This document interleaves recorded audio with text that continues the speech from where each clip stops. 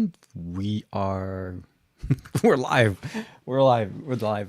Good morning. Good morning. Sabah, everybody. Welcome back to the show.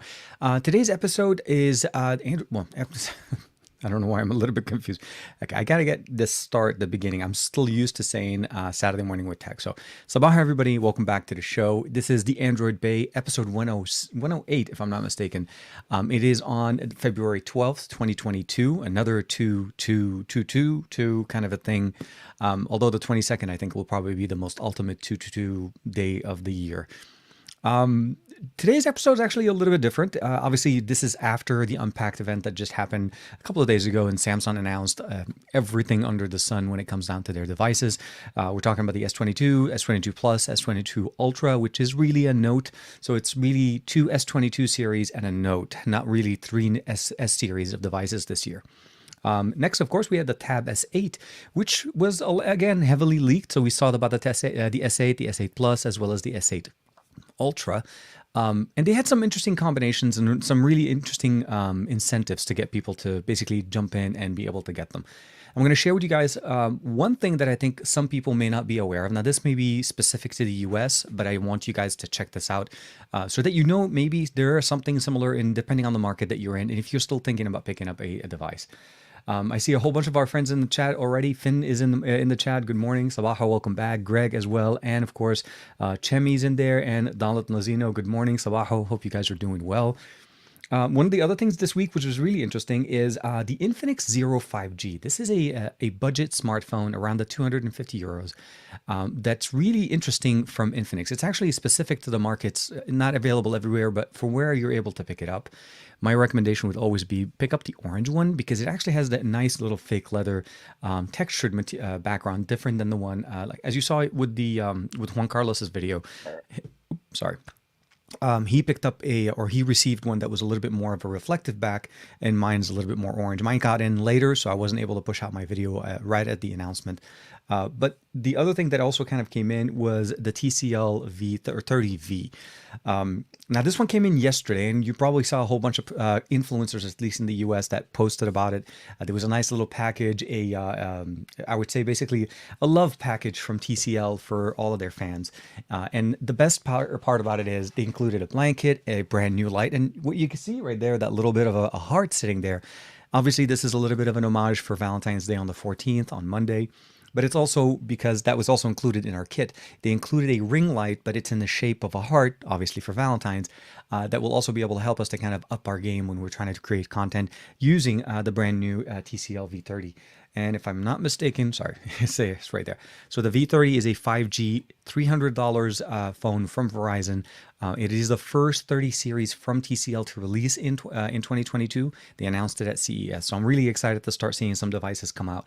There is supposed to be another one for T-Mobile users, and that's going to be a different one. But this one, again, about $300. They're definitely hitting the market or the price point of making sure that it is affordable, but also still capable. And this one is supported there. Roger's in the chat. Hey, everybody say good morning to Roger, or good afternoon, Roger. I think it's 8 hours ahead of us. So Roger's hitting us up, or Roger Bot. Roger Bot is Roger, of course. Hi TK, how you doing? Hope you're doing well. Yeah, no, definitely. Morning so far is pretty good. I had to scramble a little bit with the thumbnail. I typically don't do intricate thumbnails with multiple inputs and stuff. I mean, it's not very complicated, but the thumbnail for the show today, it took me a little bit to kind of get it together. Overall, it's been, like I said, interesting week. Juan and I got a chance to hang out yesterday at the park, which was really, really nice. We concluded our phone exchange, which was something that we did in mid-December, I want to say around the 19th. And what happened at the time is that we decided to do a little bit of an exchange. I borrowed his Duo 2 as well as the X70 Pro Plus, the Vivo. And then he borrowed my, the Z Fold 3. And then if I can find, here we are, my Mi 11 Ultra. So two devices that I felt like were focused on productivity, or not productivity, content consumption and multitasking, which came in with the Duo 2, with the Z Fold 3, as well as the S Pen. And then, of course, we went in with the camera since he had a phone that he felt like very strongly about as far as when camera performance. And of course, the Mi 11 Ultra, I felt like he hadn't had a chance to play with that for actually I don't think he did actually get a chance to play with that before. Anyway, the exchange was absolutely fantastic. Some surprises and some expectations that were met. For me, the Duo 2 did very well with the exception of a few little functional things, but overall I still felt like it was a functional device for me that made sense. For what you want to be able to be in a multitasking experience all the time, running separate apps on separate screens and not necessarily just trying to stretch something to make it fit. And I feel like the solution on the Duo 2 makes more sense than the Z Fold 3. And one thing I also feel like here with the Find N that this is definitely feeding off of both of those devices. So now that I have my Fold 3, I'm able to do a quick video, talking about basically foldable devices and why the Find N makes more sense than the Z Fold 3. But we'll get into that, and obviously we'll kind of cover some of those things real quick to kind of checking in on the chat. Oh, Greg, dude, no, definitely. It was a different time. It was in the middle of the day, obviously. So for the U.S., it was around 9:30 in the morning Pacific time, which would have been in the U.S. at least. Anybody that's on the East Coast in the middle of the day. So I do understand. No, totally. Currently making some burgers for dinner, dude. Congrats. Hope you're doing. I'm pretty sure they're going to be great. I find it that whenever I make food like burgers and so on, there's no way I can make a bad burger. Like even if it doesn't look that great, it still tastes great because I made it. So for some reason, my brain tells me I'm an amazing chef. So I hope that it works out, and I'm sure it'll be amazing, and I'm sure you're going to enjoy it for sure. Jemmy's jumping in here. Hey, were you with David Kogan and the Unlocker like too many other people going on to the events? On Thursday or Wednesday, I can't remember specifically. So there was a couple of things going on this week. One of them, actually, this week has been a super busy week. Greg and I were talking earlier, and he's like, how's the week going on? It's really crazy. So on Wednesday, Verizon had an event, basically a gathering for media here in the U.S. So as you know, tomorrow is Super Bowl Sunday for the U.S. So this is the American style football, not European style. So it's U.S. style football. This is literally like the championship event. The Super Bowl happens, and it happens that this year it's in Los Angeles, and it is going to be at the SoFi Stadium, which is not that far from where I am, but again, relatively here. Now, Verizon is a big carrier in the U.S., and they're also helping to cover the content transmission and connectivity around the stadium. And one of the things they're doing, they're using the new C-band technologies that they're talking about. This is not low-band 5G. This is mid to high-band 5G, not ultra-wideband. So we're not talking 1.2 to 2 gigabits down. We're talking about more like 600-700 megabits down, which is actually pretty decent. Most people here, when they get 5G, you're probably going to see somewhere around the 2 to 300. So this is still pretty fast. So they had an event. They showed us this massive truck called Thor. And of course, they also had their 5G lab showing us some technologies and some things going on. So I created a reel for that, and I put it on my Instagram. But one of the things that Cherry is talking about is I had a chance to hang out with David Kogan, the Unlocker, an amazing friend. I've known him for many years, and I'm always, always, always happy to see him. Super down to earth and super, super fun to hang out with. And we had, again, so much fun. So I got a chance to see him, and of course, it was one of those things that we got a chance to cover. So I'm sure he has some things on his thing, and we got into talking. I met some more people, made some new friends, and hopefully, we'll do more of that. This is one of the fun things to do. The last time I saw him was obviously at Qualcomm in I was going to say Maui, but in Hawaii. So I always appreciate meeting up with him. But yeah, definitely a lot of fun. And if you ever get a chance to see David in person, super down to earth, very, very cool guy, and as helpful as possible. Let's just say that. El Josa's in there. Hey, man, hope you're doing good. Lani's in there. Everybody say hi to Lani. Ibrahim, Sabaho, welcome, man. Sabaho, I hope you're doing well. Oh, my God. Purposely Gaming. Hey, Matt, the man himself, made it to the show. Hello there. Sorry, I'm work again. Miss you guys. Have fun. Actually forgot about that one. Matt, if you're still in the chat, do me a favor. Drop me a comment on the video after the show. I think because unless I'm mistaken, I think you converted your channel, and if you just renamed your channel, then everything is fine. But if it's a new channel, let me know so I can add you back into the system. David, yeah, absolutely. Chemi's in there. Yeah, David is a great, great guy. Always, always good. And Dominic, hope you're doing well. Sabaho, hope you're doing good. So one thing I will say, first and foremost, if you tried to pre-order prior to today, you probably had a whole bunch of problems. Day one on Unpacked, Samsung had a lot of problems. It doesn't mean that it didn't work. A whole bunch of people were able to put in their orders, but for some reason, most people were having problems, and you could see that on Twitter. You can see it on social media. There was a lot of problems with either the site crashing, not honoring the credits, people that pre-registered not getting their $50, and so on. And it was a very much a point of frustration. I personally, even myself, I did pre-register. I knew I was going to pick up the S22 Ultra, and I didn't get the $50 credit that Samsung promised. I had to call in, and even then they did something where they're trying to credit it to me, but they're not going to give me the $50 because they're waiting for it to... The mechanics of how it went down pretty bad. And overall, it's better now. It's working perfectly. And I can say with confidence that even though the pre-orders on day one, day two may seem better, there's still some really good deals to be had. And there's actually some really interesting deals if you decide to go slightly different that you can save you even more money, not only on the price of the device, but also on the trade-in, which I was surprised to see because at face value, most of us typically go for, let's say, an unlocked model. So when you pick up the unlocked model, you're looking at a specific price point, and Samsung's playing a little bit of a game this year. And what they're saying essentially is they're giving you a free memory upgrade. And that memory upgrade essentially is if you were willing to pay for the 128 model, they were going to upgrade you for free to 256. And conversely, if you wanted to pay for the 256, you would have received the 512 for the same price. So it's a great deal because we don't get SD cards. That's automatic. So one of the things that I really found interesting, and let's go ahead and share real quick the screen I want to share with you guys here. I don't know why this is not working. Here. And just for reference, all of the links will be in the show notes as well as in the description of the video on YouTube. I'm not trying to share. Yeah, share, not video file. Okay, this. So StreamYard is getting better and it's adding more functions. It used to be one button and now it's just one. Share screen. Here we go. And we're going to share screen number 2 and we're going to go here. So I'm sharing with you guys right now, this is the US version of the the US version of Samsung's website. Your country and your location may be different, but I promise that if you play around with the numbers, if you haven't and you're still looking to get in, there are actually some amazing deals to be had. And I'm talking in the hundreds, not in the $50. First and foremost, the links in the description and the show notes give you an additional $50. That's an amazing deal to start with. So whatever you're doing, you'll get an extra $50 for accessories. But this isn't where it stops. So you'll see that right there at the top, it says $250 with an extra $50. So that includes a bonus of $50. If you just go straight to the website, it doesn't. And that's one of the main benefits. But here's the thing. Let's look at the phone and how much the pricing of that phone is and where it changes, when I think most people don't notice what's going on. If you're in the US and you're already a customer, obviously on a carrier, so more than likely you have a carrier in the US, be it Verizon, AT&T, T-Mobile, or even US Cellular. There are versions of this phone in that price point, and you'll notice that Verizon, AT&T, and US Cellular are all giving you a very similar price. Now, this is obviously with a trade-in. If you're not doing a trade-in, it's going to change, but I want to give you guys specifically what the price looks like. T-Mobile is $100 off. It's the same phone. It's still locked to a specific network. If you have T-Mobile and you were considering getting the unlocked, it may be a little bit more functional for you to go in and get the T-Mobile locked one. Again, if you're not planning on changing carriers, this is going to work perfectly.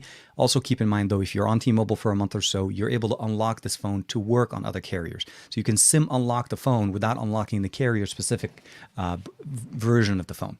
But this is where it gets very interesting. So here, on the unlocked model, and let's say I want to go with T-Mobile, it's $100 off. So that's already $100 on top of the $250. So that's $350 worth of savings there. If you jump down and look at the pricing a little bit down here, with the trade-in that they're giving you right now, if you were, let's say, to trade in a phone from Samsung from a year before, this is where you obviously get the best pricing. Without the T-Mobile deal, and let's say I want to go here and I want to trade in my S21 Ultra. My S21 Ultra that came out about a year ago, that was, $1,200, is worth $700. So that's $700 credit to the account, and that's, again, you're still getting $350 credit because you're getting the T-Mobile variant. But if I switch over here, let's say I switch over to the T-Mobile version. So first, we get the extra 100, and look at what happened to the S21 Ultra. The S21 Ultra, as well as the Note 20 Ultra, which was a 2-year-old phone. This is the crazy part. A 2-year-old Note and last year's S21 are being traded at the same price of $800. Now, it's $100 more than what it was before. So with the T-Mobile deal, which is a very interesting approach, there's a $200 extra on top of the $250 that you get. So about $450 worth of discounts that you're able to get straight up by just switch if you're on T-Mobile or you're thinking about it. And this is different than what you're definitely going to be able to get if you, let's say, go with AT&T. If you're going to go with AT&T, I recommend you just going straight up unlocked. There's really no reason.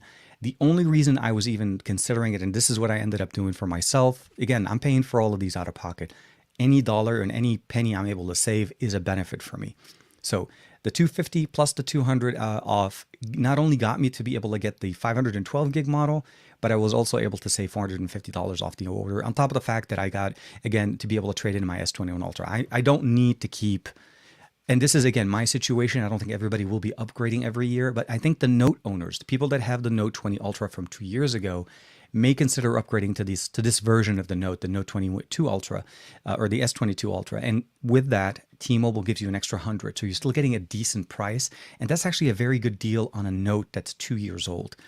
Now, there's a discussion of the should you not upgrade, and we'll have that video hopefully once I get the S22 Ultra, because we are going to keep the Note 20 Ultra for my wife. She doesn't want to upgrade. She's happy with where it is. We have One UI 4 running on it. We got 5G. We got MST. We got SD card. We have a whole bunch of technologies that don't exist on the new Note, but I will definitely be doing a comparison there. I like this. Finn's jumping in with this one. You people in the U.S. always get crazy, insane trade-in deals compared to here in Belgium. So the problem with what's going on with us here on our end, Finn, is the pricing that we get here. This is highly incentivized by Samsung with the carriers. I mean, if you wait a couple of weeks, the price of the S22 Ultra will drop by the factor of what this discount was. And what I mean by this is, in 2 weeks, or what we see typically every year is within 2 to 3 weeks, and Juan and I were talking about it yesterday, and we're like, we think about 2 to 3 weeks, we'll see the price drop, and mostly on Amazon. And what ends up happening essentially is that they convert the discounts that you're getting right now, and it becomes more of a functional on the price. Also, this is also leveraged again by the carriers. Again, like you saw, T-Mobile's price was very different than AT&T. It's not only more on the trade-in, but it's also more on the and less on the value of the trade. So what they're doing essentially is they're charging less and they're giving you more. And that's a promotion that T-Mobile's doing through Samsung.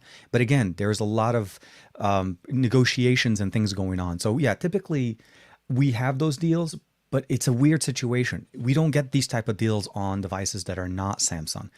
We don't get these device type of promotions that are even on Apple, because Apple doesn't do similar things. Apple has their own sales. But what ends up happening is these devices typically get a lot of attention because they feel like they are selling or they're going to go sell more of them. So yeah, short answer, there's always deals to be had. But at the end of the day, the question would be is what is the better deal for you? The S series, the S22 and S22 Plus are pretty much minor upgrades to what we saw last year. Some compromises in areas, but we also have the new SoC. Not a lot of differences between last year and this year. For the most part, they're keeping the same. 1080p, 120 hertz refresh rate. We have some improvements in optimization with One UI 4.0. We obviously have the new 8 Gen 1 from Qualcomm in the US and the Exynos 2200 in the European market. And conversely, actually, if you get a chance or not, TechSprout just posted a video this morning going through his unboxing and walkthrough to the device. If you want to be able to check it out, that was a really decent video that he pushed out this morning. Hopefully, we'll be able to do some content on this as the device starts shipping. They're going to be here in about another week and a half. So again, till then, it's mostly just watching people with early access. Let me see here. I think I may have missed something. Don't get a carrier, Samsung. So, okay. So Greg's comment is very interesting. The conversation and the reason behind that, there's a few things you need to keep in mind when you're picking up a carrier version of a phone. Yes, the phone price is a little bit lower, but you are going to be kind of clocked in with a specific carrier. And there are also some variation in the software that you're getting in there. Some carriers still technically use, what do I call this? Essentially, like they're not only locked in, so you can unlock the SIM card and use it on another carrier. But if you're thinking of development or unlocking bootloaders and so on, it's a little bit harder to do that on a carrier version. If you're doing it on an unlocked, it's a little bit much easier, since technically you're going to be working directly. Also, one thing to keep in mind with carrier versions of these devices, yes, you save some money, but the update has to come through T-Mobile, and updates through T-Mobile are not going to be as fast as Samsung's update that typically gets pushed out faster. So whenever you see people posting or talking about an update, they're probably talking about an unlocked model of a phone, not necessarily a carrier locked one. So for me, again, the Samsung, the S22 Ultra is going to be used on the T-Mobile network. So for me, it wasn't going to be changing. And I don't foresee myself having to do any kind of development on that, mostly because as I typically try to do with Samsung devices, I'll use them, and I use them again as a very good, for a very good duration to live with them.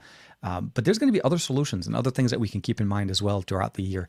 We have MWC coming up in literally 3 weeks from now, like around the 28th of February, so the last day of February. There's going to be announcements from Honor, from Realme. I think Huawei is probably going to be there as well. We're getting very close to the Find X series coming out, and I'm hoping the OnePlus 10 Pro at some point will start showing up internationally. So there's going to be a lot of other competitors, specifically in the OnePlus market here for us in the US, but even internationally. So carrier versions are, there's a little bit of a caveat. You have to kind of get that and understand it. And for the longest time, I honestly did not care. But when at the end of the day, when I started looking at it, this is such an expensive thing, because I also pre-ordered the Tab S8 Plus. So it's in the thousands. I mean, we're talking about here. This is a lot of money, and I'm trading in devices that are expensive. So I had to figure out something to see how it goes there. But yeah, that's kind of referencing what Greg's comment is going on with there here. Man, let me see here. Okay, Aditya, hey man, good morning, Sabaho. Makes me really think about how much exactly T-Mobile pays for an S22 Ultra. They seem to subsidize this amount, about $400. Meanwhile, meaning even at $800, they're making profit per unit. Two things to keep in mind. Yes, that makes obviously a very interesting question: is how much is it really? How much does Samsung really pay or get out of every phone? Now, one thing you want to keep in mind, T-Mobile as a company is making a lot more money on the service. This is very similar to the way we do cars. The car itself is not really, like, there's a price for the car, but most dealers that sell cars in the US are making most of their money on the services that people come back and get it done. So they'll get some commissions. There's obviously some built-in factors. But the fact of the matter is, T-Mobile, for some reason, is going very aggressive, at least at the beginning of this. And again, they're trying to provide a financial compensation. So somebody going through on their website will probably see that T-Mobile's site doesn't give you $800 trade-in for the S21 Ultra. They'll give you about $750, $770. But you go to Samsung, again, nobody tells you about this, you get a slightly better price because it's going primarily through Samsung. But the one thing I want to mention here is I didn't have to sign up for a line. I didn't have to add a line. I didn't have to go through the T-Mobile process to order a phone, because you can't order a phone straight from T-Mobile without adding a line or activating a line or upgrading a line.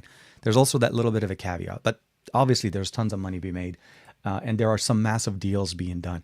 Wait, literally in about a month or so, we'll start seeing a buy one, get one free with activation, so that you know there are some massive subsidies going on in there. Ibrahim is jumping in.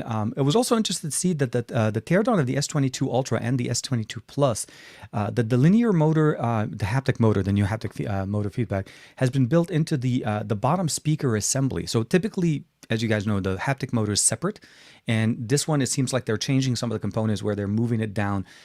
One of the things the S22 Ultra or the Note 22 Ultra is doing is, regardless of the whole breaking all the rules, whatever, that was just a different thing. Samsung released the Note in 2022. They're not releasing a brand new S21 Ultra. So for all intents and purposes, the S21 Ultra from 2021 is still the S21 Ultra for 2022, because there is no S21 Ultra. But one thing they did, and what the Note challenge was always for Note devices that we've always seen in the past, they've never gone to the 5,000 milliampere battery. Now, again, the Note 7 was a very different conversation. They had some issues. And the limitation that they had was that they always went to the 4,500 milliampere battery as the maximum on a Note.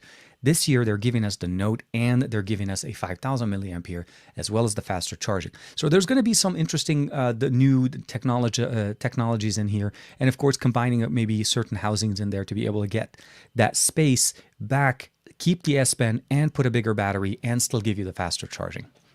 So I'm not surprised that they're trying to do them to combine them. I'm more concerned of how is this going to work? How is the functionalities, the faster charging? Because keep in mind, the Note 7 did not have 45-watt charging. It was still running on adaptive fast charging back in the day. And they put in a bigger battery, which I think was 5,000 milliampere. Mine is starting to swell up on the unit that I have. Obviously, it doesn't boot up or anything like that, but I need to get rid of that battery. So long story short, yeah, it's interesting to see how they're changing certain mechanics in there to make things. That's British weather for you, Dominic. Hold on, did I miss something from Dominic's? That's strange. because West Midland a little bit cooler. So you guys are talking about cool weather, man. We're hitting 32. So for the folks in the U.S., we're in the Los Angeles area today. We're going to have a high of 90 degrees. It's about 32, 30, 33 to between somewhere between 32 to 33 degrees Fahrenheit, Celsius for our European friends. So it's going to be a warm day. It's not summer, but it is for some reason like nobody told the weather here. The east coast of the country is running around 20 to 30 degrees. The west coast is just getting toasty at this point. This is crazy. Actually, I remember David and I were talking on Wednesday, talking about the fact that he came off of a plane with like his jacket and he's like layering and all of that good stuff. And I'm walking in with like short sleeves. I'm like, it's this hot day, man. And it is a hot day. Jimmy Fried Dragon, hope you're doing well, man. Welcome back. Thank you for hanging out with us, of course, as always. Man, Aditya saying hi to everybody, saying hi to Dominic, Greg, Ibrahim, Jimmy Fire Dragon, Finn, of course, everybody hanging out with us. It is one of those interesting things to hang out with. I love it. I love seeing Aditya hang out with us. Miss you guys. Oh, okay. So Russ is jumping back here and says, TK, will you be getting the Tab S8 Plus or Ultra? And also the S22 Ultra. So yes, I did put in an order for the S22 Ultra. I did go with the T-Mobile edition, and I did end up going with the 512. Now, we'll talk a little bit more about that, and there'll be actually more conversations. So that was on the S22. On the Tab side, I ended up going with the Tab S8 Ultra, mostly for a couple of reasons. Now, the Tab S7 Plus, if you have a Tab S7 Plus, I would not recommend you upgrading. This is still a very solid performing tablet. I've used this literally daily ever since I got it last year, a year or so ago, and it still works as a champ. It got a U1 UI 4.0, and it works great.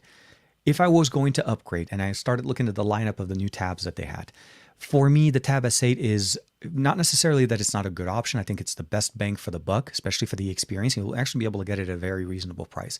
But for the Tab S7 Plus, going to the Tab S8 Plus was not necessarily the right combination because for some reason, again, Samsung likes to do this. The RAM configuration storage situation, it felt like a lateral move. I didn't feel like the S8 Plus would have done the job. The Ultra would have been the right one to do. Now, the Ultra has a different stack level. There is the 8 model, the 8 gigabyte model. There's the 12 gigabyte model and the 16 gigabyte model. I've used the Tab S8 Plus, the Tab S7 Plus with 8 gigs of RAM or 6 gigs of RAM for the last year and a half.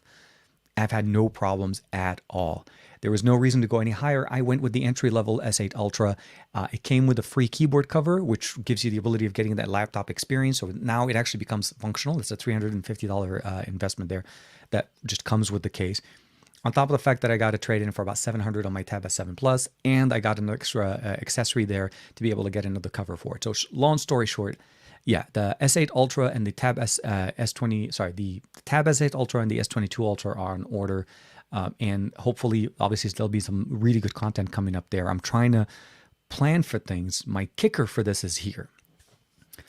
MWC starts on the 28th. As I told you guys, I don't know if I mentioned it before. So far it looks like I'm on track to be able to attend the event. I got my credentials. I'm going through some of the paperwork. The problem for me is the week before MWC, so the 26th, I'm going to let you guys know right now, there is not going to be a live stream on the Saturday morning with the Android Bay. I'm going to try to do it while I'm in Barcelona. So once I land there, I'll try to do. I'll give you guys like a little bit of a breakdown of how the trip was and all of that good stuff and how things are going on there. So that's 2 weeks from now, but I'll give you guys a heads up on that. But the problem is the phone is supposed to get here on the 25th, the day before I'm supposed to leave.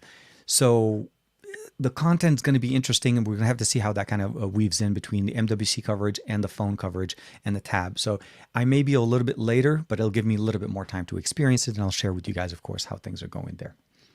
Let me hide here. Chemi jumping back in here. Hey, Aditya, awesome. Yes, no, definitely. I think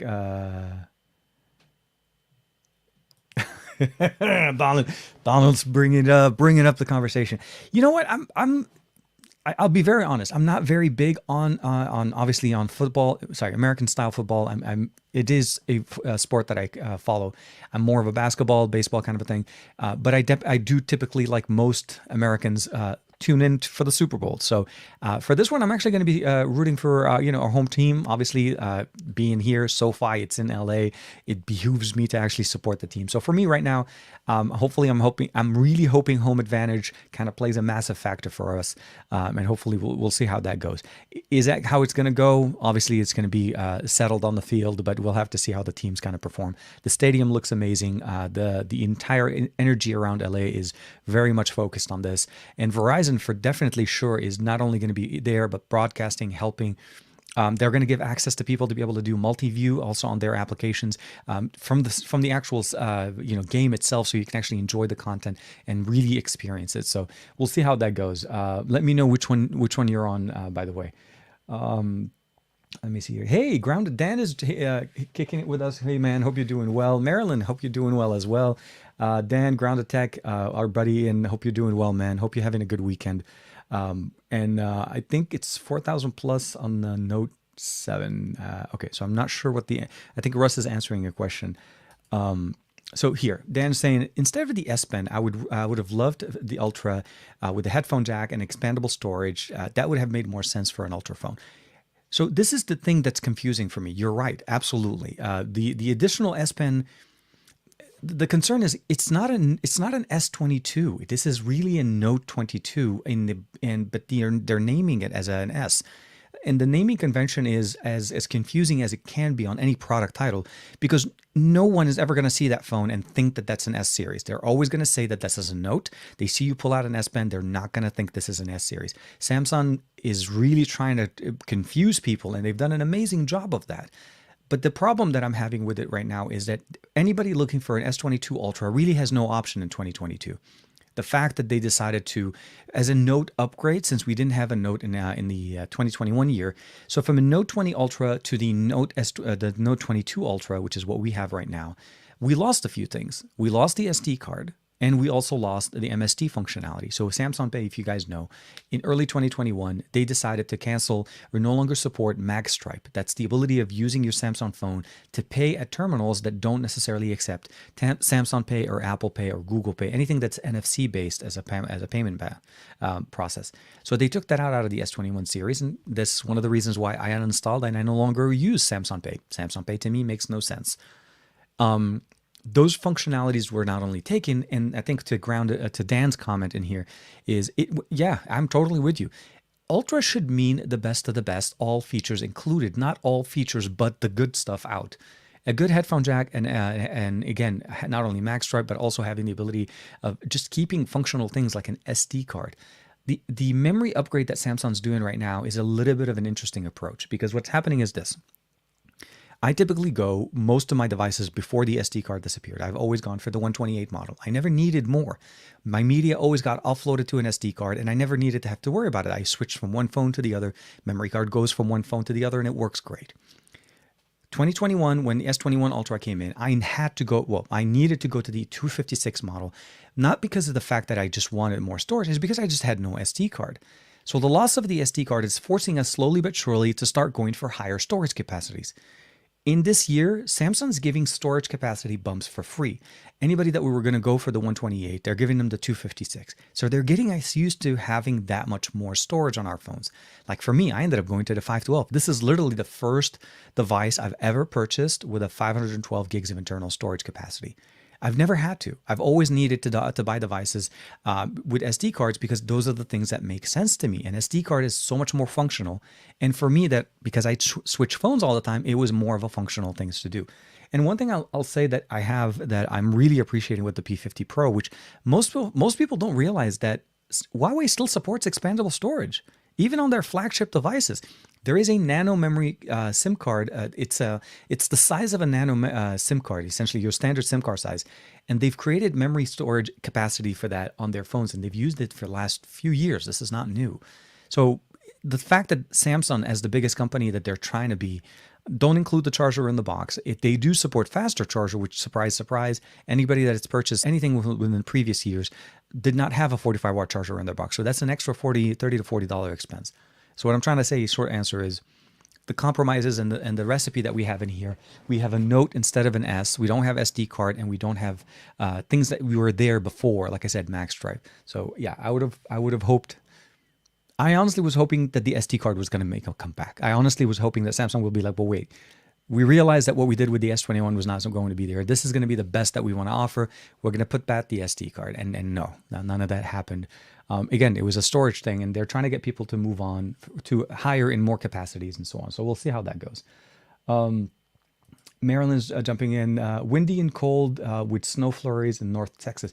Wow. Okay, so in the Midwest, we're okay. So So yeah, we're we're toasty. Send us some of that snow, Maryland. That's all I would say.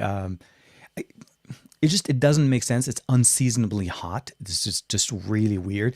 Our rain is pretty much over for Southern California. Northern California may be getting some weather changes, but for us in Southern California, LA, San Diego area, we're pretty much just sitting at really hot temperature. And it sounds like it's a great thing, but for us, what I worry about when there's a lot of wind and high temperatures is fires. So it's on the borderline of both situations. We have to make sure that things stay kind of as good as possible. Javier, hope you're doing well. Javier Hidalgo's with us this morning. Good morning. Okay, so right before I read Sarvan's question, let me go ahead and take a quick sip. Okay, so Sarvan's saying, TK, I tried Android 13 developer preview 1. Oh, by the way, that was another thing that happened this week. The developer preview 1, the DP1 for Android 13 dropped for Pixel devices.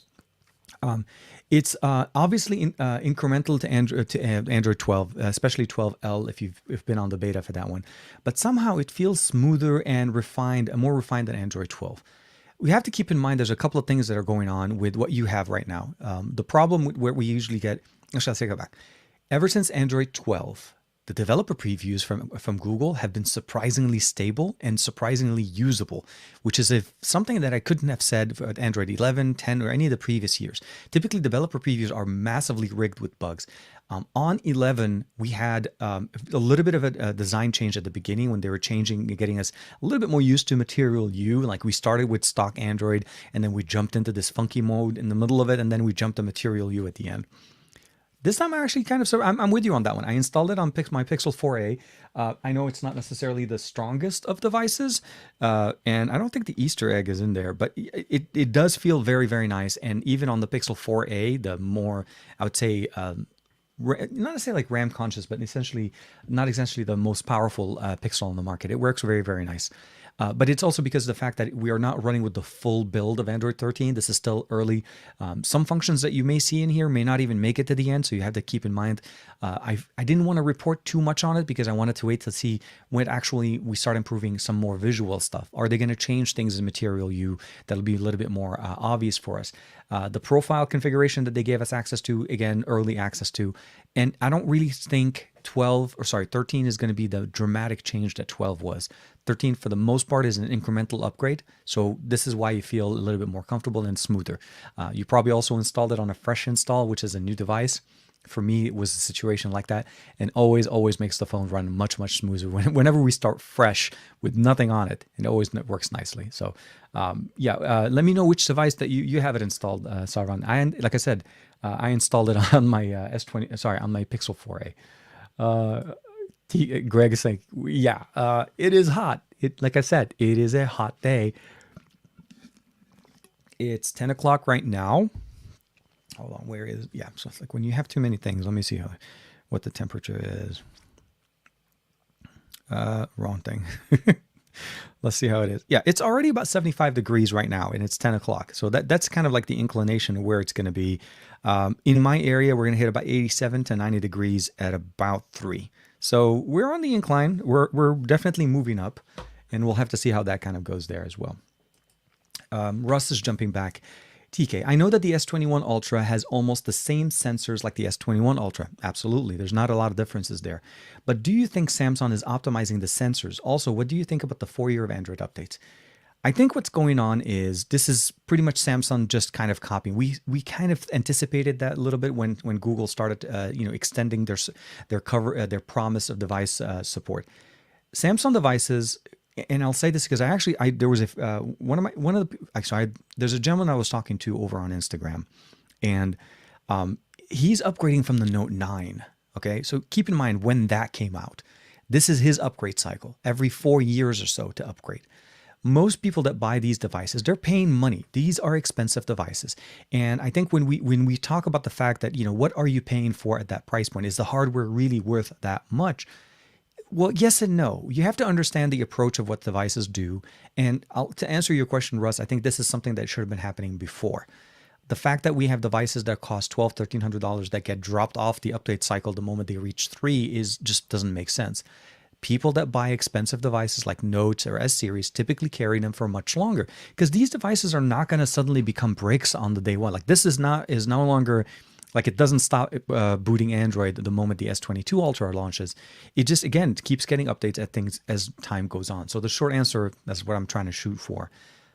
It's a great development. It's going to help people keep their devices, but I'm hoping that Samsung also understands that if somebody does purchase this, they really need to kind of start reining in their pricing.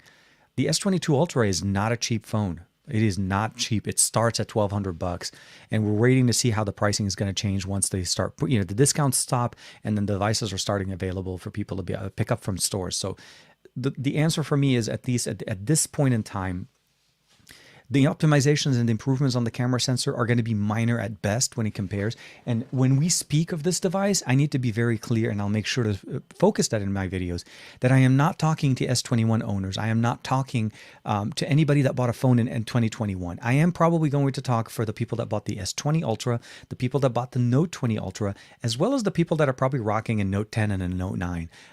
Again, similar to the gentleman that I was talking to over on Instagram. And those are the people that are going to need to make a decision, because these people that are upgrading, be it for whatever decision they're choosing this device, there are some compromises that they need to know, and there is certain storage capacities that they need to make sure that they're in. Otherwise, their system may not necessarily transfer from the old one to the new one. So some things like that to keep in mind. At one point, I think if I'm not mistaken, Samsung used to make the 256 gigabytes, I think on the Note 10 series. It started at 256. It did not even have a 128. And then a year later on the Note 20, they decided to drop the Note 10. The Note 20 didn't have an SD card, and they kept it at 128, so they dropped the 256. So there was a weird situation when the Note series was coming out, which forced me to, at the time I purchased the Note 20 to have my wife upgrade to that one. We couldn't even have her go, upgrade to it because she couldn't go from a Note 10 to the Note 20. She had too many things on the old phone. So we had to return the Note 20 and get the Note 20 Ultra.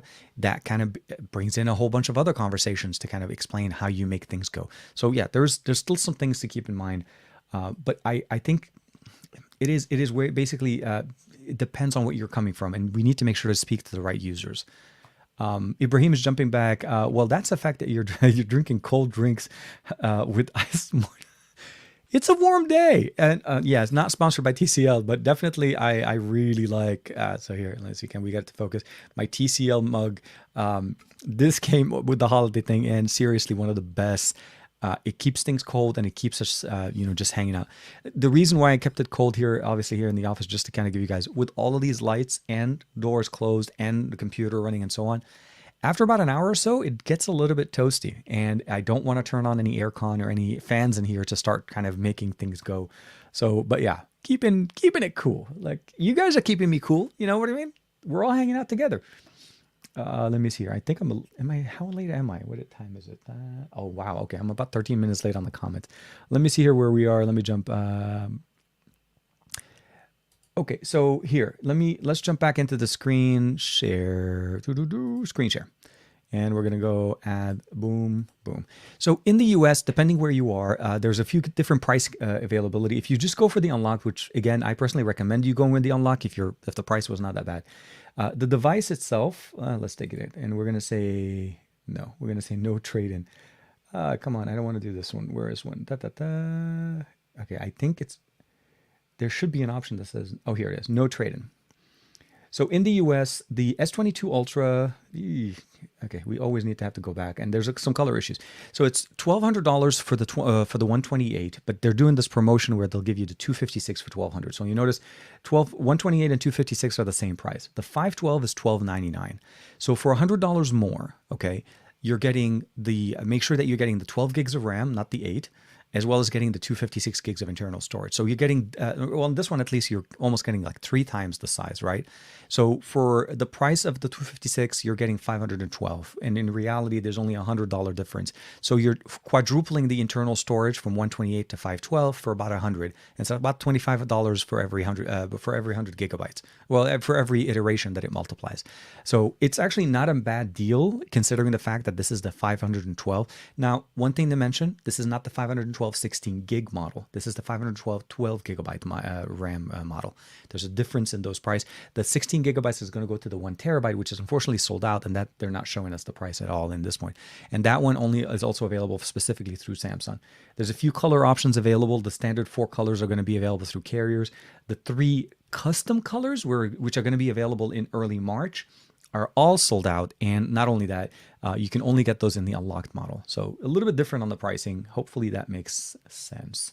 But yeah, so Chris Lopez was asking that question there. So about $12.99. And if you do end up going with the T-Mobile variant, it's $11.99. It's actually even cheaper. Yeah, it is $100 cheaper on the 512. Let me double check here. T-Mobile. Oh, you know what? The price did change. It does go back to two. Okay, so it used to be more. It used to be more. Hold on, let me double check here real quick. If we go on the 128, you know what? Okay, so now it doesn't let me pick the 128. Hold on, we're going to try one more time. I want to try this real quick because the pricing that I was showing you guys at the beginning of the show, for some reason now the system is trying to play games with me. So I'm going to go for the 512. Oh, that was what it was. Okay. If you're trading in a phone, the T-Mobile variant is $100 cheaper, even more than you typically would have received. So I explained that at the beginning of the show. What you do is, if you're buying the unlocked model through T-Mobile, through Samsung's site, you're getting the $200. There's the $50 extra through the link in the description or the show notes. And then if you're trading in a device, you're getting about $700 for the S21 Ultra. That's going to be some of the best one, and about $800 on the Z Fold 3, which is surprisingly that they're accepting a foldable for it. If you go with T-Mobile and you are on T-Mobile and you're comfortable with that, you're able to get an extra $200 not only from the trade-in but also on the price drop of $100. If you're not traded in, the price doesn't change. But if you're trading in, T-Mobile's really making it a very compelling trade-in to switch over to them. Golden Love you saying it's a Note 22 Ultra. Absolutely. And I think that's how I'm going to refer to it. I will mark it as S22 because that's the searchable title of it. But the reality at the end of it, this is a Note. We got a Note in 2022. We got an S series in 2021. Does that mean Samsung is going to be releasing an S and a Note alternating years? Meaning Samsung or S series devices or S series owners will have to alternate or upgrade every 2 years, which, don't get me wrong, that makes perfect sense. But don't confuse us with the name. Don't give us a phone that looks like a Note and call it an S, because everybody that sees you outside, because people know what a Note device from Samsung looks like now. It's been out for years. We're up to the, what's it called? Iteration, 12, 13? 12, right? There was a few years they skipped again. There's a few conversations going on. But yeah, for sure. I'm with you on that, Golan. Stravan, what's your opinion on the Snapdragon 8 Gen 1 Plus? Which is going to be made by TSMC. Clearly, Qualcomm is not happy with Samsung 4 nanometers. So the reality at the end of the day, there's a few things going on right now. We have a lot more competitors at that market or at the Snapdragon 8 Gen 1 level, I would say. So Qualcomm comes out with the 8 Gen 1.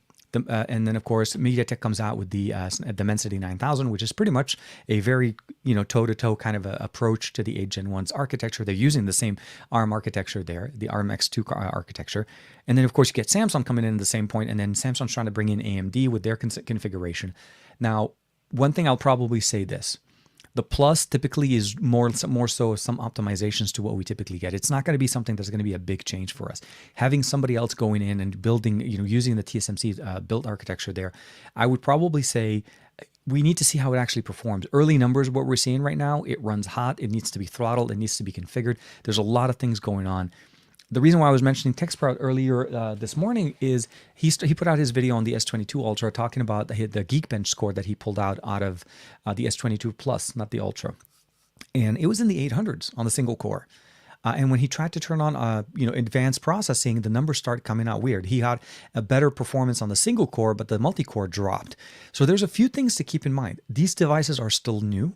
They're not optimized. The performance or the Geekbench, the benchmarking apps are not there. But I think at the end of the day, it's going to come down to, does Exynos perform the same way as the older Exynos, even with the implementation of better ray tracing, AMD graphics, and so on? Does Dimensity actually have a chance of standing up there and making a better performance, bang for the buck type of an experience? Again, since MediaTek, not to say that they have more to prove, but they're new to the game, so I may feel like they're a little bit more competitive. Or is it more of a Qualcomm situation, and were they able to do a good conversation? Samsung's touting much better cooling for the 8 Gen 1, which, again, we know that the 888 had big problems on the original ones. I run this throttled most of the time because I don't want it to overheat or run warm. Yesterday, and again, there was a weird situation, but Juan and I were trying to record a second clip after. I wanted to post for you guys a conversation about the exchange and so on. And because of a little bit of light, even my S21 Ultra overheated and shut down, the camera, not the phone. So short answer, ever since the 888, we're running with hot hardware. So regardless who's making it, even if it's a Plus edition, it's going to be interesting to see how companies are going to manage it. This is really going to come down to how OEMs, how every company, how Samsung, how Oppo does it. I mean, obviously this is the 888, and it does run throttled 90% of the time. You have to turn on performance mode to get that in there. We'll manage these devices. Now, when it comes down to what here with the P50 Pro, we have a slightly different experience. This is an 888 chipset. It's a 4G modem, not a 5G modem. So there's slightly different hardware in there. I haven't been able to get it to warm up as much as some of my other ones. It does warm up still. So it's a little bit to keep in mind. When you're playing and you're running full bore on anything, it's obviously going to start warming up a little bit. Okay, let me see here. I ordered the S22. So Javier Hidalgo saying, I ordered the S22 Ultra Red 512. So here's the thing. I looked at the red, then I looked at the green, and I'm like, I'm going to go green. I'm more green. So yeah, we're definitely going to look really cool with the color configuration. The red one looks really nice. I just personally, if they had a blue, I'll say this. If they had a blue that wasn't an exclusive color, I would have gone with that one. But green is always my secondary color. So it's green, blue and green, as you see up there, blue and, if I can do this correctly, green. Always good. السلام عليكم مرحبا طارق حامد زنده اهلا وسهلا حامد اهلا وسهلا لكل الناس بيحكوا عربي. Hamid is one of our Arabic followers. I just said welcome. Hope you guys are doing well. To anybody that's listening into the Arabic side, oh my God, would Brandy Breeze? Okay, I think somebody is answering a question. Okay, El Joseph's coming in real quick here. I think the Ultra phones have gone mainstream for the people with enough money that appreciate big screens, good cameras, and mostly couldn't care about the features such as an SD card. So the reality, you have a point. People that are, if you're playing at that level, you're not necessarily thinking, well, it's just a little bit more, maybe I can. I agree. That kind of makes perfect sense. The one thing I want to mention is, this is for maybe somebody, let's say, that's jumping in, but somebody that's been using Samsung for quite some time. Like, I remember when Samsung devices, and I'm not trying to make it sound like I'm old, but I remember when the best Samsung phone was $800, and that was an expensive phone. So you have to keep in mind that there's a lot of people at some point that were able to afford the 800. The promotions and everything like that going in, like obviously it's a lot cheaper if I'm trading in a phone. If I took this phone out, if I took the S21 Ultra out of the equation, the S22 Ultra is really expensive because you have to keep in mind, not only is it at $1,300 for the 512, you have to add tax to that and also start getting accessories. It's a very different conversation at that price point. Because I'm able to bring it down, because I'm able to trade in, it does help. And it does help, obviously, bring in the price. It's damaging, though, the trading value. Samsung was given a $700 for, without the T-Mobile approach, to an unlocked version. That's literally less than what it's selling for on the market, but it's not a lot. It's a little bit less. Like if you go to Swappa in the US, you go to eBay, a used S21 Ultra was running for about $700, $725, maybe $750 at the best, like with mint condition. So Samsung went a little bit lower than that, hoping for that people will actually start researching how much the price point is. And they're like, well, I just lose a little bit, but I'm able to make this a little bit simpler. Again, very much of an interesting approach. Just look at it from that standard. the price of the device, like even the Z Fold 3 at an $1,899 phone that literally came out 5 months ago, they're willing to give you $800 for it. Or, I mean, like seriously, that's a massive depreciation for a phone that is very expensive phone to give in. And this is one reason I didn't trade it in, because it just did not make sense to me. I'd much rather trade in my S21 Ultra than it is to trade in Z Fold 3. It just doesn't make sense to me. And there's a pros and cons in keeping it, but I've already invested into it. I'm not going to lose that much money for it. So we'll see how things go there. The only times I've ever had Samsung Pay offered is a percentage off or cashback during direct purchase in stores. They do have some good deals and functions. Like I said, for me, Samsung Pay literally. So I'll say this: once Samsung Pay, once we lost MST support on Samsung watches, and I think that was around the Gear S3 Frontier. That was the last watch to have MST. Because I always thought about it like this. If Samsung took out MST, if that function never happened on my phone, I don't really have a problem. I always have my watch, and my watch can just pay anywhere. They took it out on the watch, and then I was like, okay, well, at least we have it on the phone. The phone literally lost it. I had no more reason to even open the Samsung Pay app, and at this point, I no longer set it up. It just doesn't make sense. They do have some good promotions. I feel like Google Pay is actually starting to be a little bit more competitive as well. But again, it depends on the market and what you have, and some may work better than others. So for us, I think it's really decent. Joe Hickey's in the chat. Purposely Pixel. Joe is hanging out with us. Hope you're doing well, my friend. It's just something to keep in mind. So Marilyn said, I also pre-ordered the 512 since there isn't an SD card. So it is one of the things. Again, they're making it. So don't get me wrong. To their credit, they're trying to get us to get more storage so that we don't necessarily need the SD card, and that stops becoming an issue for us or a sore point. And I think as time goes on, more and more people are going to jump in on the new series, and they're going to find a way to transition to it and no longer need the SD card. So the SD card conversation I see still kind of makes sense to a certain point. One of the really big things I love about what Sony is doing and what LG was doing is the fact that they weren't trying to nitpick and figure and what. No, they just kept everything. This is the best that we offer. It's going to get the best that we offer. They're not giving us the best that we offer minus these things, and you have to do little things. So the short answer, I think the 512 is a great deal at this point. Obviously, the 1 terabyte is overkill. At this point, we don't know. A few more years, and I'll be like, 1 terabyte, buddy. But when you're getting a phone with 512 gigs of storage, you know that you can record your content at the best quality, at everything, use it for the full potential.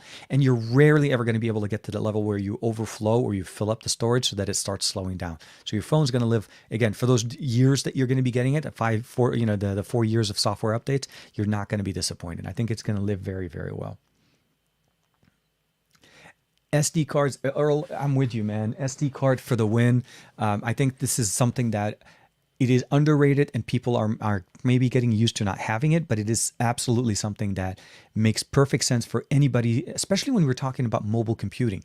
These computers, these phones in our pocket need to have not only the amount of storage, the right amount of storage, the ability of actually leveraging, moving content off of your internal storage so that your swap files, your internal storage runs at its best performance. And this is something that as time goes on, this is where a 128 doesn't make sense anymore. When you go over and start looking at devices that are sold at this price point with the 128 gigs of storage, like it feels like you're going in and it's like a growing kid and you're buying them a shoe size that fits them now, but will it fit them in 6 months, in a year? Obviously not. There's going to be some compromises. Cloud storage is a thing, but not everybody wants to have everything on the cloud. A lot of people love to have their collection. For one, I'll say specifically, my wife very much appreciates having her albums, her photos, her videos, her memories that she loves to keep with her all the time so that she can access them whenever she needs them without having to have an internet connection, or if there is no internet connection. Those are things that are very important. And again, people do leverage that. Donald is, hey man, he's with me. LA for the win. Well, let's see tomorrow. It's Sunday. The only thing about the S22 Ultra was that they should have started at 256 storage, not 128, especially for what they are charging. I'm totally with you. And I think that's what they kind of did. They're really, They really are giving you the 256 at the base price, but they didn't want to do that. To make you feel like you're getting a great deal, they still listed the 128 and they're doing that memory upgrade. So everybody's going to jump in on the 256. It makes no sense. If you go into a store and let's say you want to buy a mug that's this size, and they're like, but no, for the same price of this mug, you're going to get the bigger mug. Everybody's going to want to go for that. Nobody's going to ever say, no, it's okay. I'd like to stay with the smaller storage. Absolutely. And I think this is what it is. They are just playing the marketing game. So to get you to think that it's a better deal, they're having you see that you're getting the 256 for free. Again, last year they made us pay $50 for it. This year it's going to be somewhat included. And again, it ended up making me going up to the 512 because I'm starting from a 256, and I'm not going to lie to you guys, I'm almost at my storage capacity here. And I've had to remove and delete files that now every time I want to look for them, I have to basically put them, go back to my PC or trying to check it out on my Google Drive. It's just not functional. Let me see here. Sorry, I'm going to jump in real quick here. Okay. Yeah, Zeech, hopefully I'm saying that correctly. Rest in peace, LG, SD card support, quad DAC, headphone jack, absolutely. Juan and I were talking about it yesterday, saying literally, like, I mean, the V60 is literally the best all-rounder smartphone if you have to kind of look at it. Where LG was trying to make a comeback and they were trying to put their best foot forward, we had stereo speakers, we have a large display, it wasn't a high refresh rate, but it was still a very, very smooth 1080p, the 60 frames per second resolution. We have a large capacity battery, fast charging. It was literally a very well-rounded quad DAC, headphone jack, all of the things that we wanted out of a smartphone, and it was embodied in one. And it is literally the best all-rounder. And Sony's keeping the torch going, but it's something to keep in mind as well when you're looking into Sony devices. I mean, you're getting also options with 4K, and some of the other options are available, like here with, it's sitting a little bit on the side with the Pro Eye, larger sensors, more vloggy style display on the background. These are, let's see if we can get it here, right here.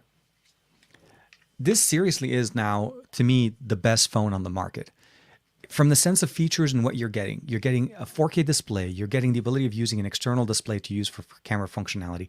You're able to use the back-facing sensor, and you're going to start seeing some more content coming up on me right here. And then with the grip, you're able to control it and have everything set up the right way without having ever to use the front when you're in the middle of a video. So this is main things that we appreciate. And again, I think Sony is not only focusing on it, but they're doubling down on it every year. I'm hoping 2022 is the same. Let's go ahead and take a quick sip. Hamid, yes, the S22 has the smallest battery that we've seen, 3,700 milliampere. It is physically a smaller phone, so some people are arguing, saying, well, but in reality, do you really need a 4,000 or 5,000 milliampere when the phone is only, it's a small 1080p 120 hertz refresh rate? I answer you by saying, yeah, you need a large battery because content, because usage, because 8 Gen 1. You got to be realistic as to what you're looking for. I mean, these things are not going to power themselves.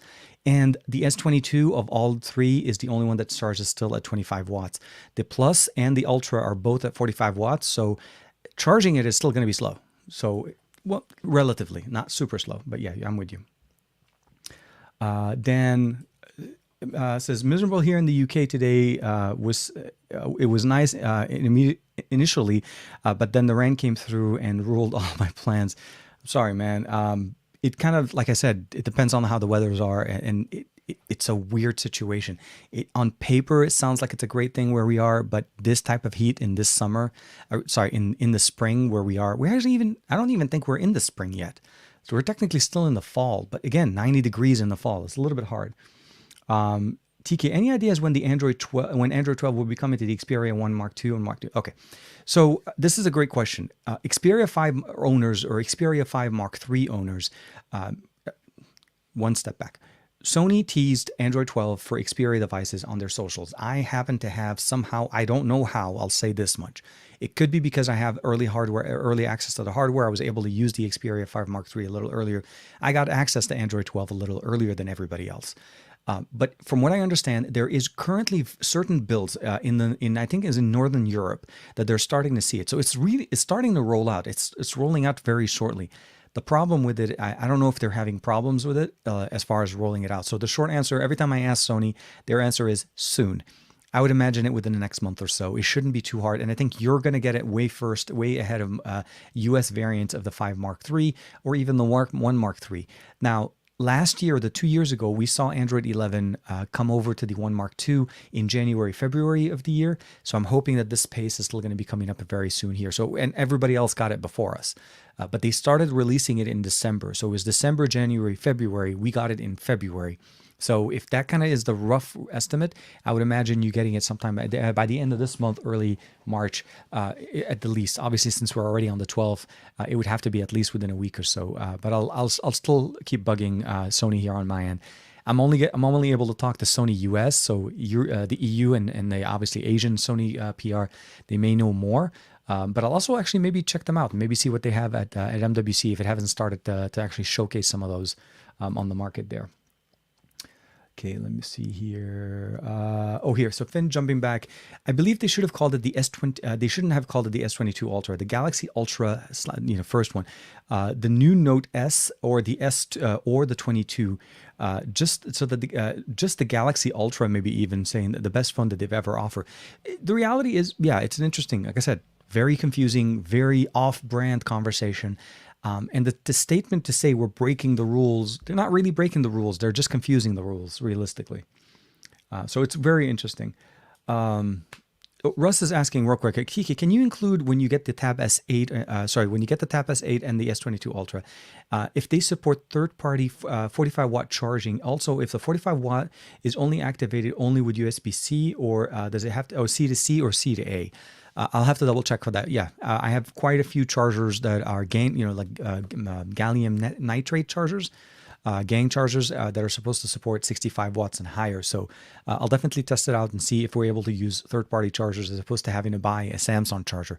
Not that there's anything wrong with it, but keep in mind, Samsung chargers, the 45-watt one, at least the one I have with the S20 Ultra that I still use today, also works as a 45-watt PD charger. So it does have power delivery as well. But if you don't have that and you have other, like let's say an Anchor or something like that, I'll definitely make sure to check that out, and I'll include that in my coverage on that as well. So Stefan installed it on his Pixel 6. Absolutely, yeah. So there was another buddy of mine that he used it on his Pixel 6. But keep in mind, fresh install, resetting the phone. It is absolutely amazing that they're able to release devices or a build of a developer preview. Again, this is not even intended for people to use. This is literally purely intended for developers, OEMs, to start trying to build their systems, their apps, to start having a little bit more support for Android 13 before the release later in the year with the Pixel 7 series. So this is something to keep in mind. I mean, at I/O we'll hear more, but this is really where things are kind of what they're shooting for as well. Wow. Okay, wait, hold on a second. Earl, okay, I'm assuming you're...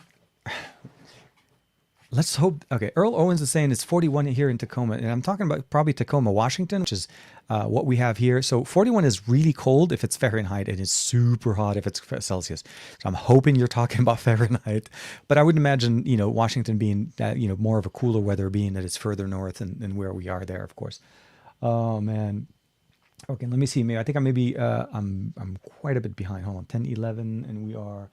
Oh wow, I'm like 22 minutes behind. Okay, let me see if we can jump through real quick here. So Joe was talking. I think 5 years of update. Dominic saying I think 5 years of update should have started with Android. And it's a nice move for Samsung. Absolutely. I'm just hoping when they say 5 years, it's still going to stick to the whole once a month update that we get, the patch update and the services. So hopefully that means there, or does that mean that they jump into a 3-month cycle update as opposed to a 1 month? We'll have to see how that approach kind of goes. But again, they're promising it on their higher end models, not on everything. Ibrahim is saying there's a lot of spending habits that have had to change, especially with what happened over the last couple of years, with the cost of living skyrocketing and other things keeping on. That absolutely right. Yeah. In LA, even in many parts in the US and across the globe, there's been many price hikes, cost of energy, cost of transportation, cost of delivery, a whole bunch of things have had to adjust. So the reality, I think what's going on, yes, there's a lot of profit margins in the S series, and Samsung and Carrier are definitely making bank. There's no question. They're not losing money. they're not in the business of losing money. There is no company that's in the business of losing money. So make sure you see the benefit of where things are. But yeah, we'll have to see how things kind of go. Marilyn said that I'm using the Note 20 Ultra as my trade-in, so that was a good deal. I got the 512 S22 Ultra for $475. Plus, I got $250 in accessories. Can't go wrong. No, absolutely. And if you got it unlocked, you probably got a really good deal. If you went with the carrier, they may have been even better deals. There's no question there that we're not, the people that are going on the pre-orders are not going to be walking out with a $1,000, $1,200, $1,300 price on the phone. But you are trading in a very premium phone. The Note 20 Ultra is an amazing phone, even to this day. Again, so you're upgrading and you're saving. So it's a great option. I think that's the biggest thing that we see.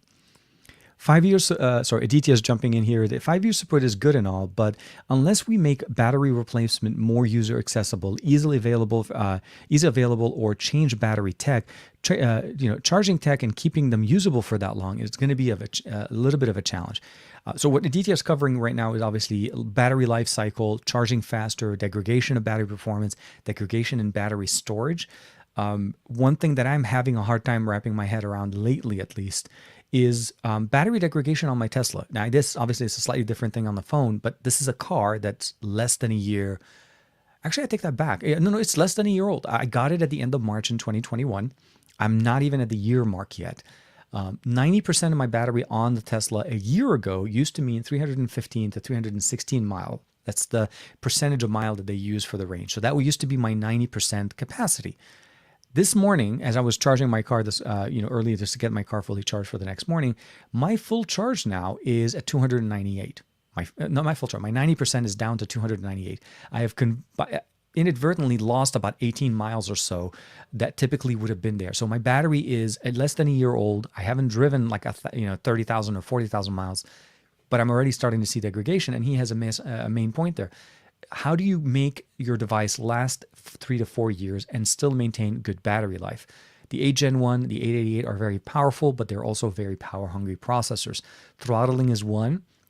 Better battery management, maybe more adaptive battery charging as opposed to full power running the battery and let it toast itself. So we need better tech and we need better approaches to these things. I think one thing we see is Oppo's doing a lot better as well on scheduling and throttling the charging cycle. Meaning, if you're charging your phone overnight, it's not going to charge a 65 watt or whatever the maximum charging is. It slowly charges it so that it hits 100% at the time that you plan your alarm for the morning to wake up. So if you wake up at 7, it starts charging a little bit at a slower rate throughout the night, and it'll be 100% rating for you, as opposed to doing that whole run really fast, get you to 100% in 36 minutes, and then keep trickle charging it and keeping it at 100% throughout the night. That change in charging tech helps extend the battery of the life of the battery, but also make sure that your phone doesn't run hot all night long. So definitely makes very perfect sense there. I was going to say the same thing. Yeah, absolutely. So Tony Wang's actually saying, I always get the unlocked because I get the software update the day it is released by Samsung.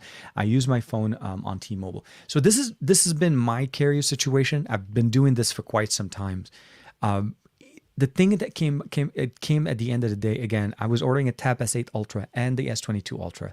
And this was a $200 off that it was a hard conversation for me to try to make. Can I live with waiting for T-Mobile to release the software update? And can I live with what T-Mobile has on their software? I'm going to be obviously disabling, again, this is a personal thing, nothing against T-Mobile. I'm not talking against the company, but I will be disabling most of the applications that I don't really need on that phone from day one. And I'll make sure that it pretty much runs as close to stock as I'm anyways running on my own custom launcher either way with Nova Prime. So the experience for me won't change much. Yeah, the back end is a little bit, and then whatever background services that they may be running, I'll make sure to go in there, either disable them or make sure to figure out a way to keep them at bay. So those are things to keep in mind. But the software update conversation, I already know that that's going to be a little bit of a sticking point for me, because that is going to be the things where I don't get software updates on day one. It'll probably be 20 to 30 days later. And that's how T-Mobile runs, because that's how T-Mobile is. They need to put their stuff on top of every software update that gets pushed out. It's not that incremental function. So we'll have to see how that goes. I'm also hoping that Samsung or T-Mobile does not crip the conversation when it comes down to the years that Samsung is promising us with software updates. Speaking of rechargeable batteries, Finn's jumping in. I just ordered a replacement battery for my phone, so it will be here at last a few more years again. Dominic going. So you're right. So DTS point is very on point with making replacing batteries an easier process for people.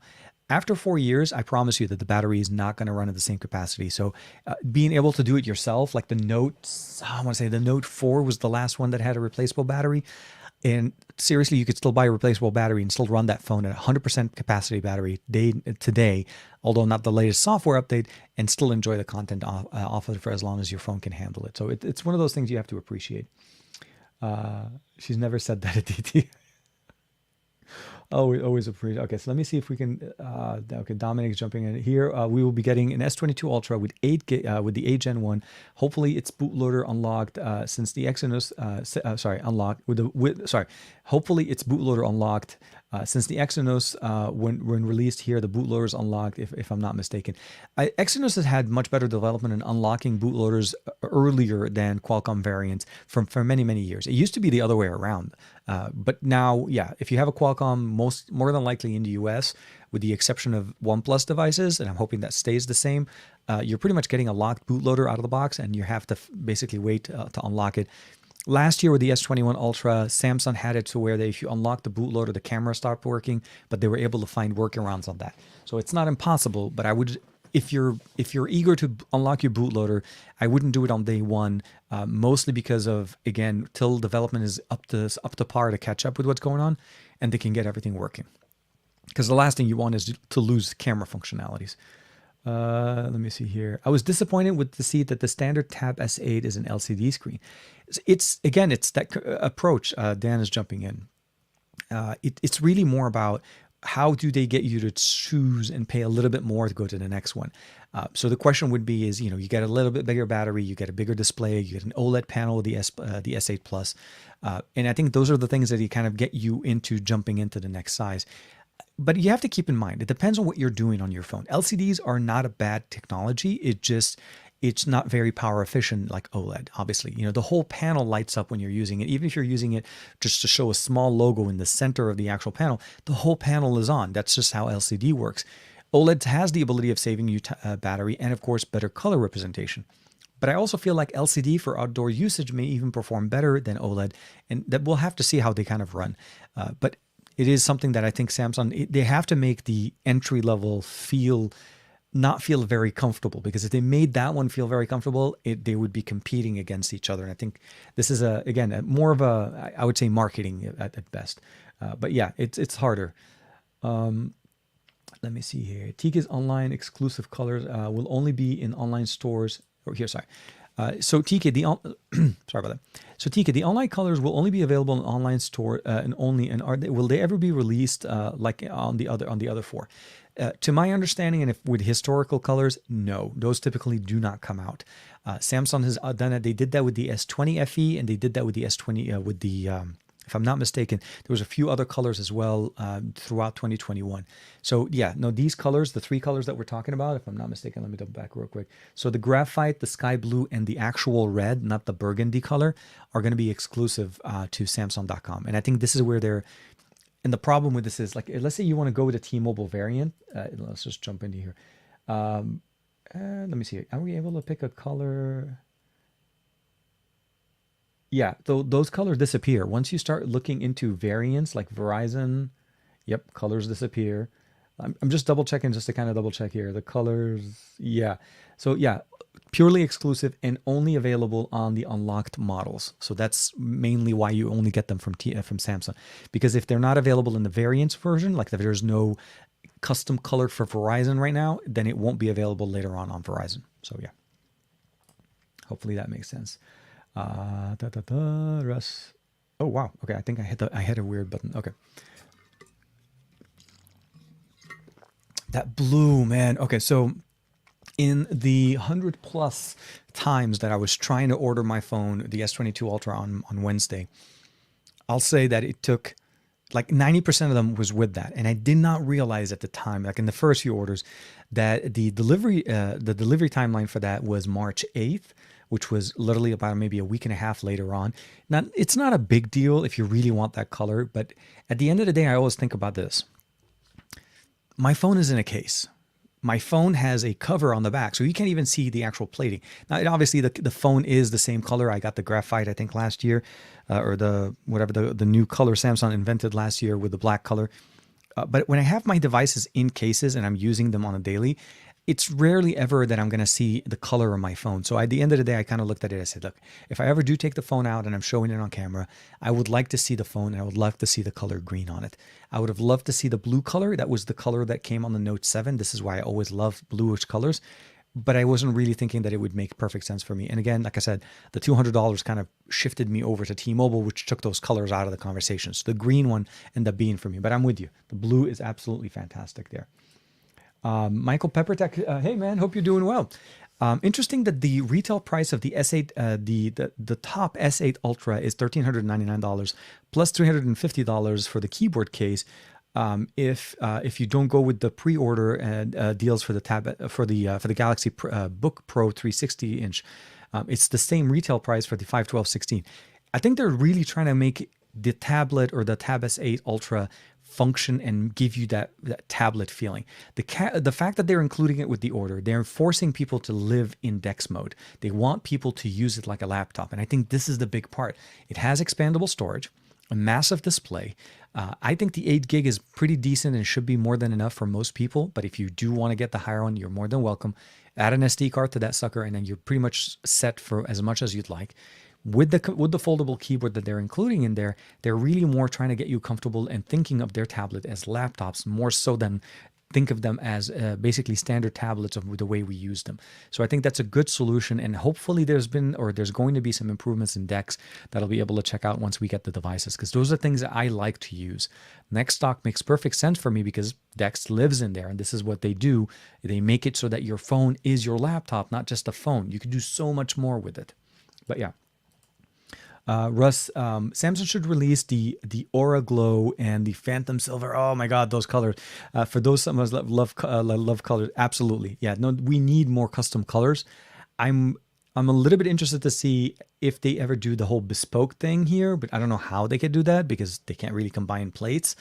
It would be interesting to see if there's going to be a color palette release, which I wouldn't be surprised. I wouldn't be surprised if 3 to 6 months from now we have a bespoke edition Samsung S22 Ultra or S22 series where you're able to customize the colors there, and even at that point, it will give us some more options like that. So for sure.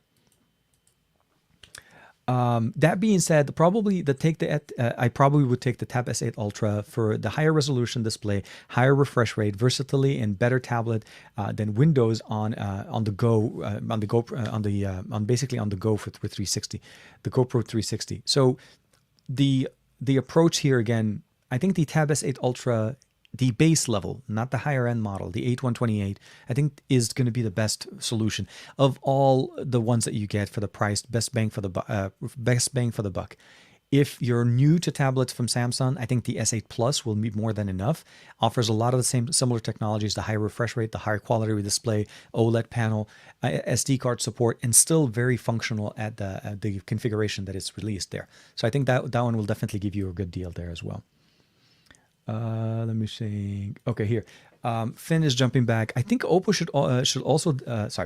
I think Oppo should also develop a desktop mode on their own for ColorOS. Believe me when I say this, I've been asking for this for years. Every time I have an opportunity to talk to them, I always let them know that we need to see something from them in this form. OnePlus. Or at least Oppo and OnePlus devices give you access to Android desktop mode through the developer settings. You have to try to force it on as opposed to just screen mirroring. But it is literally leveraging what Google has been keeping in there and not updating for the last few generations of Android. I think 12L was supposed to give us some more improvements and functionalities in foldable devices, but we want to be able to see a heavier focus on larger format displays and better UI elements. So we'll have to see how that kind of comes up in there. But yeah, trust me, they have PC Connect, which is their version of. How do we say it? Like an always-on Wi-Fi direct connected version where it mirrors the display of your phone on the computer and you're able to transfer files back and forth. But again, this is not fully a desktop experience, right? It's still more of a connectivity and accessibility kind of function. So I hope that it'll be very functional as well. Let me see here. Sarvan is saying here, do you think that the Huawei phone's Near has a better camera than the S21 Ultra? I think it's a P50 series, if you're not mistaken. Yeah. So my experience of using the P50 Pro is based on the last few weeks that I've been using it. On the daily, using the camera, and again, I don't have 8K and I don't care for 8K. This is something I want to be very clear.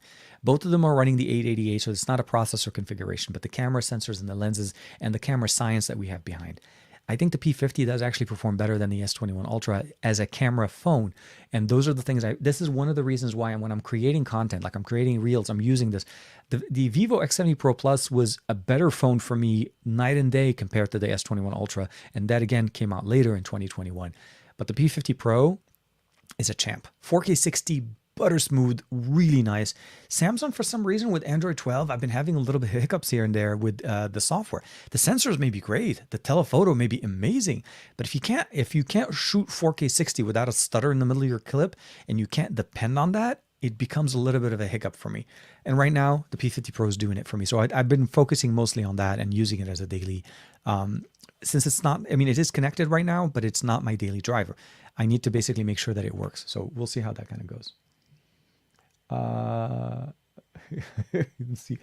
Michael Peppertech. Hold on, did I miss one from Dominic? No. So Michael Peppertech's jumping back.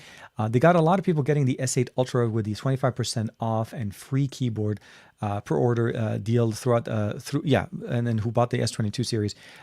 That was a deal at the beginning when you were going through it. But if you were going to trade in a device for the Tab S7, Tab S8 Plus, if you're going to trade in a device to get the Tab S8, you couldn't do it in that part of that package. Anytime you stack trade-in devices on Samsung devices on the with the way Samsung does it, the secondary device by default is a lower value than what you would get if you're just doing straight up trading for it.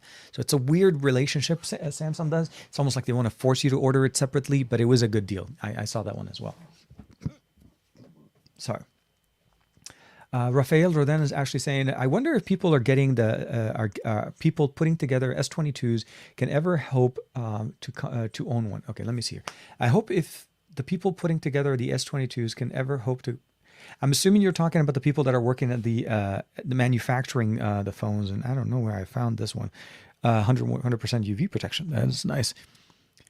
The reality is if you've ever been into a factory, as far as phone factories, and have had an opportunity to be at a Huawei factory back in Shenzhen, most devices are fabricated by machines. Very few people actually do put them together. The people that are there, they're mostly just validating that the installation is done correctly, and then they move it into the next assembly. So I'll correct it, and not that I'm trying to nitpick the comment, Raphael. What I meant to say is, it depends on the area that you are and where things, how much things will cost. In the US, these are things that are priced at the price point that I'm referring to for you guys today. But again, in different parts of the world, I don't think the S22 runs at the same price. In Europe right now, the S22s are obviously in a different price point. There's different RAM configuration. Can they ever afford? I don't know. That's a different conversation. I would imagine it's a challenge, but we'll have to see obviously what cases and what pricing is available in that area. And you have to keep in mind that you may actually be a better position to buy an S21 Ultra this year and save some money as opposed to having to buy an S22. Again, because there is no S22 Ultra really. This is a Note, so it's a different phone. Oh man, Russ. Okay. The Mate 40 Pro is still a great phone even today. In my opinion, one of the few Android devices that has a 3D face unlock, the camera stack on the front, the camera array with the camera. They really utilize the bump that we have in there very, very nicely. And I'm with you. I had to return that one back, and it was really, I really miss it. But the P50 Pro has been making my life so much easier and so much nicer. And it actually still runs pretty good. The 888 is a champ when it comes down to processing. It does get a little bit warm when you drive the camera for a little bit longer, but what phone doesn't at this point? So it is one of those interesting conversations going on. Michael Peppertech saying under 900 for phone and tablet, and 250 for accessories. It's crazy. They traded in they traded in an older iPhone an older iPhone and a Z Flip 3 3150 and stuff for. Yeah, so one thing to keep in mind, sorry, Michael, is as a trade-in, it's an absolute deal. But you have to remember, they are trading in hardware, devices that are still technically fully functioning. I don't know about the old iPhone, but at least the Z Flip 3 is still a very functional phone. Unless you're purposely trying to get out of the foldable technology, for me, I look at him as when do I trade in my Z Fold 3? It's probably when the Z Fold 4 comes out, or maybe the Z Flip 4 comes out, and that maybe makes more sense to me. Or if they decide to go with other form factors. So this is why I didn't really want it to trade in my Z Fold 3. It would have been a better deal. I would have gotten more money for it. But it is something that I have to keep in mind that later on in the year, that's what I need to do. But that combination and that price point, absolutely, it is still a great deal, and it is something to keep in mind where you're going in there. And of course, with everybody, please make sure to hit that smash that like button if you like it, and subscribe to the channel, the Android Bay, as usual. It always helps us, helps the algorithm, and of course, helps show some support for the channel as well. We are over 260. I think we're 262 recently, which is definitely very thankful to everybody hanging out with us on your Saturdays and kicking it with us, of course, as well. Let me see here. Okay, so before I go into the next one, I do want to say we are hitting that point of the live stream. Typically, we go for about an hour and a half or so, so we're a little bit on that. So this is we're going to get closer to start talking about the the TKception. If you guys are familiar with it, this is something that we do here on the show every week, and it's a little bit of basically showcasing our everybody hanging out with us, and we'll do a little bit of a nice video effect. So you may start seeing some comments in this show now. Hashtag TKception. So if you'd like to join, please let me know, and of course we'll feature some of those in there. Let me double check here real quick. So Raphael's jumping in as we're waiting for those. So in Indonesia, Thailand, and India, I know they are not getting high-end phones, making what minimum wage, and so one thing I will say this. I'm totally with you on the high-end performance and everything going on, but you have to also understand where things are, the person that is buying it, what they're buying, and what they need and what they need to use. Is there anybody really needing the S22 Ultra? No. Does anybody really need the Tab S Ultra? No. The reality of the matter is where you are, mid-rangers are actually getting so much better, and you're able to afford them more. In countries that you mentioned, Indonesia, Thailand, and India, you have so much more competitiveness in the price point of mid-rangers and budget smartphones that people don't necessarily look and say, I don't want to care about everything else in front of me that does great, takes great pictures, gets updates, Xiaomi devices, Redmi, Realme, all of the different companies and even brands that probably never make it to the international market are there, and they're really being focused in that market. The aspiration for the best of the best is one thing to look at it. Do you really need the S8 Ultra? It depends. It really depends on what you're trying to do with it. I use it for functionality. A larger display makes more sense for me because it's more functional for me in my daily activity. I think the Tab S8 makes more sense. So you have to look at it and also understand the market. Not everybody in the world wants the Lamborghini out there because not everybody wants to deal with the Lamborghini. You need to make sure that to get to what works for you. The comment that you made earlier makes perfect sense. Yeah, people working the assembly line to make the S8 Ultra may not be able to afford it. But again, are they looking to buy an S8 Ultra, or are they more comfortable in a Xiaomi or a Redmi or a Realme? There is so much more options and more available companies and devices in these markets that we don't even get a chance to see. I'm lucky enough to be able to see and say that I have here the Infinix 05G. But again, this device is not intended for my market. So you have to keep in mind some of those aspects when we're comparing things and looking at how things are in there.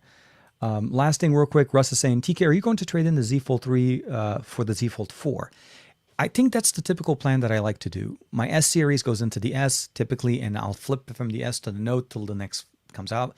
But they seems like they're changing their matter now, which last year we had an S series, an Ultra S series, and this year we have a Note S series Ultra come out. So yeah, typically that's what I like to do. I always keep my folds to go into the next one.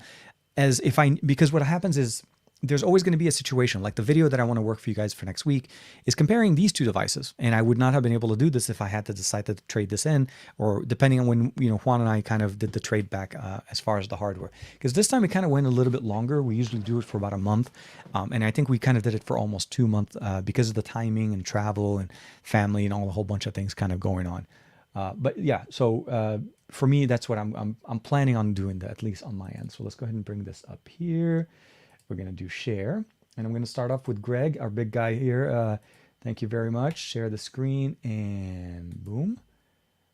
And let's do this now. Oh, lately it's been working much faster. So with that being said, I want to say first, obviously, thank you for everybody to hang out with us. It is an amazing day. We're actually doing really nicely as far as the weather. Hopefully we'll get cooler a little bit again. And we'll get a little bit more milder temperatures across the globe. But it seems like it's going crazy everywhere. So thank you to Greg for hanging out with us with TKception as well. Chemi Torres, our buddy, our friend here, TKception, TK, the Android Bayception. Yeah, it is TK, the Android Bay at this point. TK Tesla Bay, Goku Bay, and of course, TK Amigo Bay. Always Goku, as you guys know, big fan. And of course, thank you to Dominic Wan for hanging out with us as well. Finn Jacobs, always kicking it with us, TKception, TK, the Note 22 Ultra. That's what they released. That's exactly what they released. Sarvan, TK Android Guru, thank you very much. TK Weekend Chills. Snapdragon 778 is more than enough for people. Absolutely, man. Seriously, there is a big game and there's a lot of conversation talking about the high end, but I feel like we're all going to be living in that mid-ranger processor now because that's where a lot of the experiences are being lived at. You don't need the S22 Ultra. I'm not getting it because I need it. Personally, I need it for work. I would not have gone with a pre-order if it was purchased for personal. I would have waited till the price got a lot lower and I started looking for even better deals than what we're getting right now. So this is something that we have to keep in mind. The reality is there are some great deals now and there are great options to be able to save, up to $450 with trade-ins and so on. But you have to keep in mind, what are you doing it for and are you doing it for the right reasons? For me, it's a business expense and I need to basically put that as part of my coverage and what I need to do because this is how it is. And hopefully that makes sense, like I said, for whomever is deciding to do that. And so, yeah, and again, that's what Raphael is saying, the same thing. Budget phones are definitely getting very good. Russ, thank you very much. TK, got the emerald green S22 Ultra. I love that. I love that green. I love that one very much. And of course, we have Dominic Wan kicking it with us as well. TKception, TK Android Bay, TK Super Saiyan Bay. I love it, man. Ground Attack, Dan, our bud, of course, hanging out with us. Glad I caught this one, May. Enjoy the rest of the weekend and same everywhere, of course, for everybody hitting it. Maz B, TKception, thank you very much. Jimmy Fire Dragon, man, thank you very much.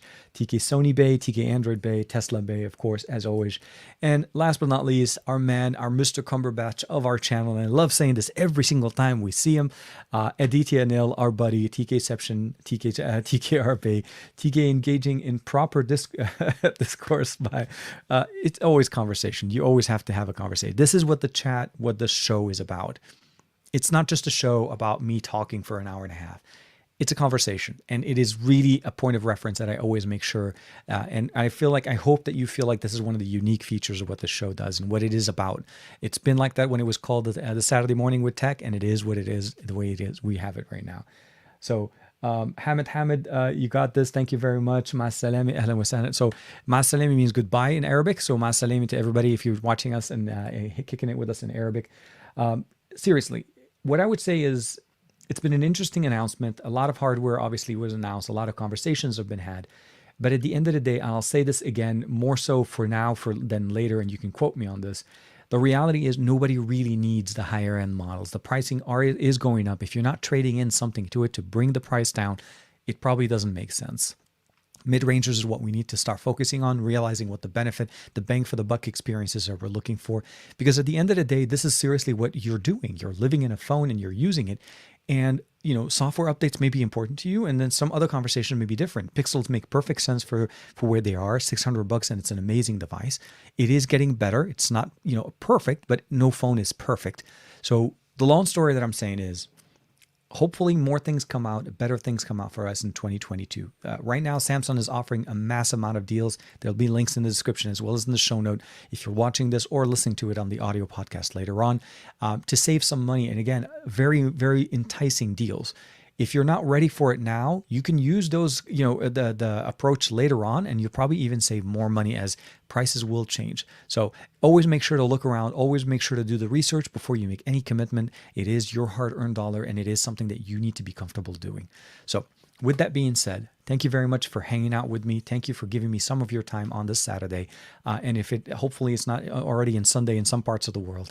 If you're catching this on the replay, please make sure to like and subscribe and hit that bell icon so that you always know whenever we go live. I am TK. This is the Android Bay.